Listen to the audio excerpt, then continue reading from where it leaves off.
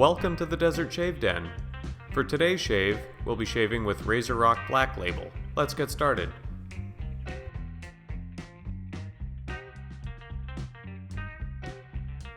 Hi everyone, my name is Joseph. Thank you for watching.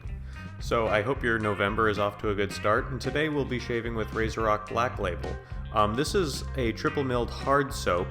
You'll see I've actually loaded up the puck in my Hariyali lather bowl. I'll talk a little bit more about that in a minute, but it actually fits really nicely. So this soap, Razorock describes as a classic barbershop fougere, and I gotta tell you, it smells really nice. I got it very inexpensively off of Pasteur Shaving from New York City, and I've had somewhere between 6 to 8, maybe closer to 10 shaves with it. It, as far as I know, is not so Razorock has some softer soaps that I think they both have a tallow base, and they have quite a few that are, I don't know if it's vegan, but it's a non-tallow base. But this one's entirely different. I don't know if this is a cheaper line, but it is, a hard puck, and they have a select number of fragrances that come with this. I wouldn't even call it a base, but this type of soap, because it is a hard soap. And you can get them all in shave sticks as well. They have one that's blue label that I think is supposed to be kind of like Floyd Blue. They have a green and a yellow and a red that's, the red I think is kind of almondy, maybe supposed to be like Cella, but this is my first experience with the puck. Like I said, it fits great in my little bowl. Just got the Parasso pre-shave going. Now I will say up front, with this harder soap, I think there is a bit of a learning curve for getting a good lather. As you can see, as I build a face lather, like, it's not a struggle to actually build up some lather, but I think to dial it in, I think it requires, I don't know, some experience, or maybe even a synthetic brush would work better. But the lathering up, it's going fine. I will say, and this is more speaking from my previous shaves, it's a very nice lather, good slickness, good residual slickness especially. It's not the creamiest, most luxurious feeling lather. It's not a drying lather by any means, but it's a very utilitarian lather, if that makes any sense. But the actual feel of it, the actual shave, I've had good experience with it. It doesn't cause irritation, and I actually get a very close shave, maybe even closer than normal. Maybe there's a little less cushion, but it feels just a little bit more like a foamy lather rather than a creamy lather. Although, as you can see here with my face lather, and I start my first pass, this is actually one of the better lathers that I've gotten out of this soap.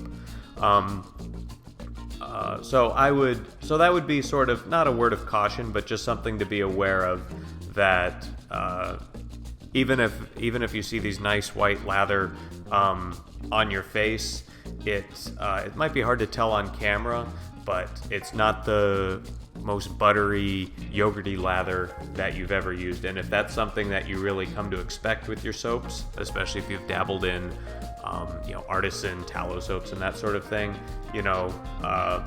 this is definitely not that. Not to say it would be a disappointment, but it's just different. And maybe with more shaves, the amount of skill we'll build in, the lather will be better, but who knows. But I will say, doing this first pass around my chin, the slickness is really good, and I'm not nicking myself. I totally forgot to mention, I'm shaving with my classic McCurr 34C, and today I've got it loaded up with a Derby Extra blade. That's the one that comes in a green packet. I really like these blades. I've been doing the Vashkot a lot, and then the last few days I decided to tap into my 100 pack of Astra green blades, and those are of course good, but I know for a while I was really liking the Derby Extra, and so I decided to give them a try today, and so far on this shave, it's feeling really nice. I think I'm remembering why I liked it. So first pass here, it feels good. It's a first with the grain pass. I'll need more to go, but I will say one of the pluses of this soap is it rinses very thoroughly. It doesn't leave your skin dry, and it still has good residual slickness, but there's no residue. It comes off nice and clean.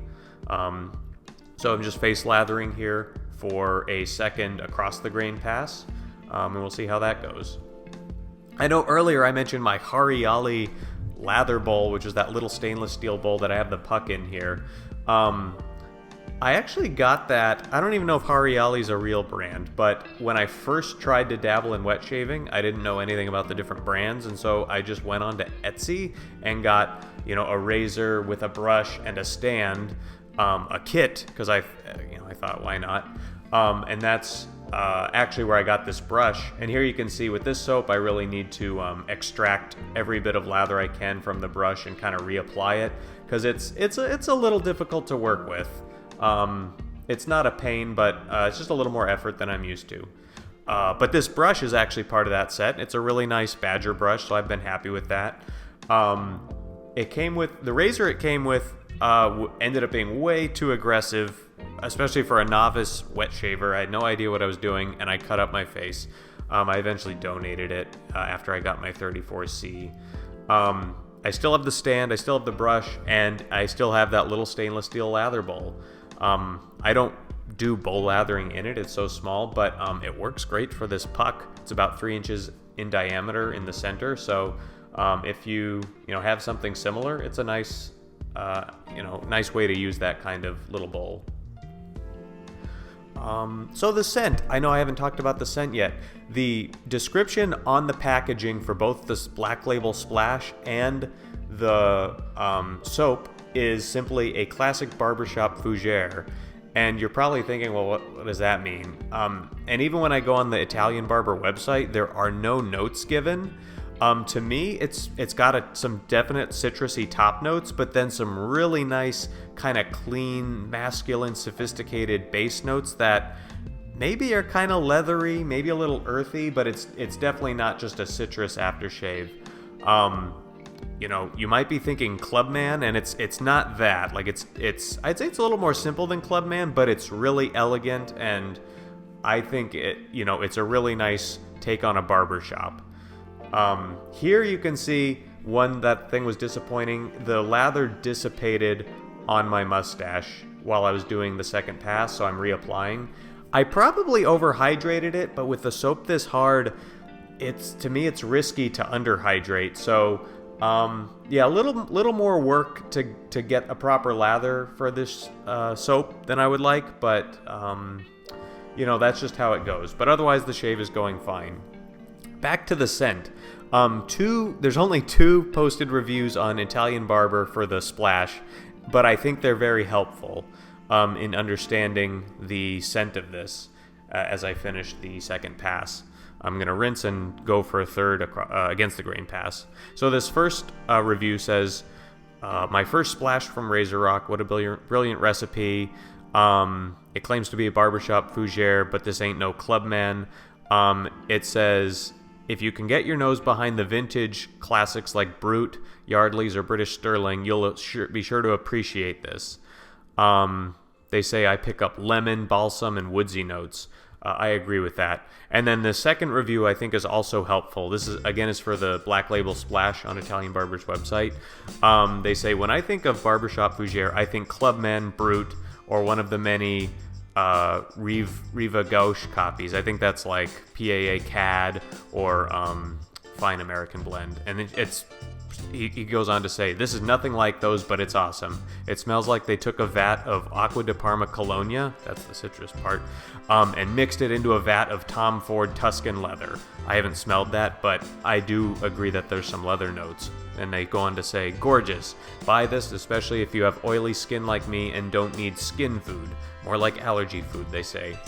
Now, based on that last description, I was afraid this was going to be just pure alcohol, kind of like Clubman, if you've had original Clubman, where it doesn't bother me, but it evaporates very quickly and can leave your skin kind of dry. This I actually thought had some nice moisturizing properties. Not something to the extent of like a Noble Otter aftershave, which actually for me, I actually agree with for my own skin type, I agree with this reviewer. My skin is already pretty oily, and if I add anything oily on top of it, I can actually get acne. So I prefer, I definitely don't need super nice, gentle moisturizing aftershaves. But this one actually has a really nice balance. It has a little bit of oiliness, leaves your skin feeling soft, but is not pure alcohol.